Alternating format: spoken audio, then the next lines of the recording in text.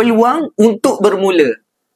Kepada tumpuan yang tertunggu-tunggu, ternanti-nanti harga emas rendah, saya nak bagi tahu tumpuan, hari ni harga emas turun sebanyak RM20 berbanding harga tertinggi, menjadikan 1 gram emas hari ni bernilai RM627 sahaja.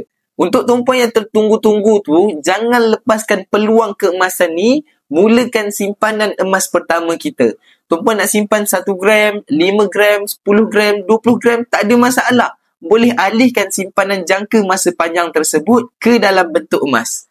Untuk tumpuan yang nak mulakan dengan bajet kecil, tak ada masalah juga. Kita boleh mulakan dengan serendah RM100.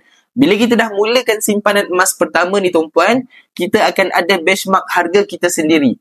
Orang yang ada ilmu dalam simpanan emas ni tumpuan, mereka nampak ini adalah peluang untuk tambah aset yang mahal pada harga yang murah.